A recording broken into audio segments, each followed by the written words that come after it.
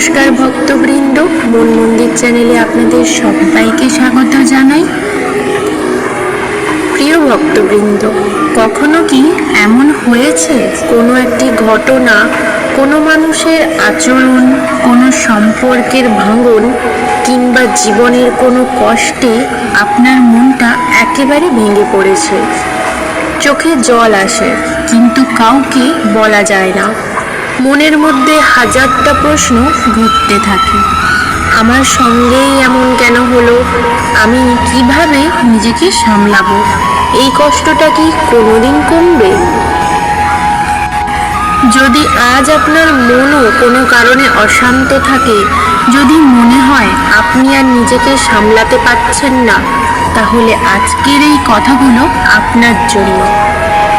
কারণ প্রায় 1000 বছর আগে নয়, মানুষের এই ভেঙে পড়া মন, দুঃখ, ভয় এবং দ্বিধার কথা শ্রীকৃষ্ণও জানতেন। আর সেই কারণেই কুরুক্ষেত্রের যুদ্ধক্ষেত্রে অর্জুন যখন নিজের কর্তব্য ভুলে ভেঙে পড়েছিলেন, তখন শ্রীকৃষ্ণ তাকে যে শিক্ষা দিয়েছিলেন তার মধ্যেই রয়েছে আমাদের জীবনের অনেক সমস্যার উত্তর। ভগবদ্গীতার 2য় অধ্যায়ে অর্জুন যুদ্ধক্ষেত্রে নিজের প্রিয়জনেদের সামনে দেখে মানসিকভাবে ভেঙে পড়েছিলেন। তার শরীর কাঁপছিল, মন বিষণ্ণ হয়ে পড়েছিল এবং তিনি যুদ্ধ করতে চাইছিলেন না। তখন শ্রীকৃষ্ণ তাকে বোঝালেন, এই মুহূর্তের দুঃখ ও দুর্বলতার কাছে নিজেকে সম্পূর্ণভাবে হারিয়ে ফেলো না। গীতায় শ্রীকৃষ্ণ বলেন, হে অর্জুন, এই দুর্বলতায় নিজেকে হারিয়ে ফেলো না, উঠে দাঁড়াও।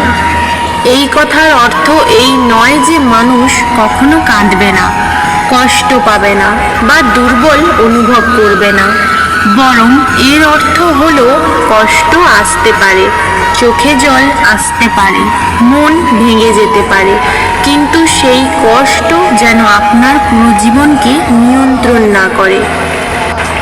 আপনি কাঁদতে পারেন, আপনি কিছু সময় চুপ থাকতে পারেন, আপনি নিজের কষ্ট অনুভব করতে পারেন, কিন্তু তারপর ধীরে ধীরে নিজেকে আবার দাঁড় করাতে হবে। শ্রীকৃষ্ণের অন্যতম গুরুত্বপূর্ণ শিক্ষা হল নিজের কর্তব্য ও কর্মের দিকে মন দেওয়া। ভগবদ্গীতায় তিনি বলেছেন, মানুষের অধিকার তার কর্মে, কিন্তু কর্মের ফলের ওপর নয়। আমরা অনেক সময় কষ্ট পাই কারণ আমরা এমন কিছু নিয়ন্ত্রণ করতে চাই যা আসলে আমাদের হাতে নেই। কেউ আপনাকে ভালোবাসবে কিনা সবসময় আপনার হাতে নেই। কেউ আপনাকে ছেড়ে চলে যাবে কিনা তাও আপনার হাতে নেই। কেউ আপনার মূল্য বুঝবে কিনা সেটাও আপনার হাতে নেই। কিন্তু আপনি কিভাবে নিজের জীবনে এগিয়ে নিয়ে যাবেন সেটা আপনার হাতে। তাই যে মানুষটি চলে গেছে তার পিছনে নিজের পুরো জীবনটাকে আটকে রাখবেন না। যেটা হারিয়েছেন তার জন্য কাঁদতে পারেন, কিন্তু যেটা এখনো আপনার কাছে আছে সেটাকে হারিয়ে ফেলবেন না। আপনার জীবন, আপনার আত্মসম্মান, আপনার ভবিষ্যৎ এসবও মূল্যবান। শ্রীকৃষ্ণ গীতায় মনকে নিয়ন্ত্রণ করার কথাও বলেছেন। মানুষ নিজেকেই নিজের দ্বারা উন্নত করবে, নিজেকে অধঃপতিত করবে না। এই কথাটি আজ আমাদের জন্য অত্যন্ত গুরুত্বপূর্ণ। যখন মন ভেঙে যায় তখন আমরা নিজের বিরুদ্ধেই কথা বলতে শুরু করি। আমি কেন? আমি কোনো কাজের নই, আমার জীবনে কিছুই ভালো হবে না, আমাকে কেউ ভালোবাসে না, আমার জীবন শেষ। কিন্তু মনে রাখবেন, আপনার বর্তমান পরিস্থিতি আপনার সম্পূর্ণ ভবিষ্যৎ নয়।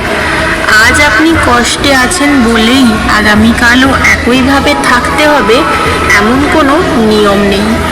আজকের অন্ধকারের মধ্যেও আগামী দিনের আলো লুকিয়ে থাকতে পারে। কখনো কখনো আমাদের সবচেয়ে বেশি কষ্ট হয় কোনো মানুষকে হারানোর কারণে। আমরা ভাবি ওকে ছাড়া আমি কিভাবে থাকব। কিন্তু জীবনের একটি কঠিন সত্য হলো সব মানুষ আমাদের জীবনে চিরকাল থাকার জন্য আসে না। কেউ আসে আমাদের ভালোবাসা শেখাতে, কেউ আসে অভিজ্ঞতা দিতে, কেউ আমাদের ভুল বুঝিয়ে দিয়ে যায়, কেউ আবার আমাদের জীবনের একটি অধ্যায় হয়ে যায়। তাই কাউকে হারানোর অর্থ এই নয় যে আপনার জীবন শেষ। হয়তো সেই মানুষটি আপনার জীবনের একটি অধ্যায় ছিল। শ্রীকৃষ্ণের কাছে নিজেকে সমর্পণ করো। যখন নিজের পক্ষে আর কিছু সামলানো সম্ভব হচ্ছে না বলে মনে হবে, তখন ভগবানের কাছে নিজের মনের কথা বলুন। শ্রীকৃষ্ণের কাছে বড় বড় কথা বলার প্রয়োজন নেই। শান্ত হয়ে শুধু বলুন, হে কৃষ্ণ, আমি জানি না কি করব। আমি জানি না কিভাবে এই পরিস্থিতি পার করব। আপনি শুধু আমাকে সঠিক পথ দেখান এবং শক্তি দিন। ভক্তি মানে এই নয় যে জীবনে কোনো কষ্ট থাকবে না। ভক্তি মানে কষ্টের মধ্যেও আমরা একা নই, এই বিশ্বাসটা ধরে রাখা। আপনি যখন নিজের সাধ্য অনুযায়ী সঠিক কাজ করবেন এবং ফলের চিন্তা ঈশ্বরের ওপর ছেড়ে দেবেন, তখন ধীরে ধীরে মনের ভারও হালকা হতে পারে। তাই আজ যদি আপনার মন ভেঙে থাকে, নিজেকে একটু সময় দিন।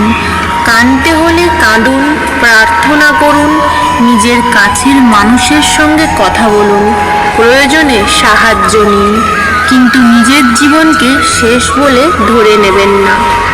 মনে রাখবেন, যে মানুষ আজ ভেঙে পড়েছে সেই মানুষই আগামীকাল আরও শক্ত হয়ে দাঁড়াতে পারে। শ্রীকৃষ্ণ অর্জুনকে যুদ্ধক্ষেত্রে দাঁড়িয়ে বলেছিলেন, দুর্বলতায় নিজেকে হারিয়ে ফেলো না, নিজের কর্তব্যের পথে ফিরে এসো। তাই আজ আপনিও নিজের কাছে একটি প্রতিজ্ঞা করুন, আমি কষ্ট পেয়েছি কিন্তু আমি শেষ হয়ে যাইনি।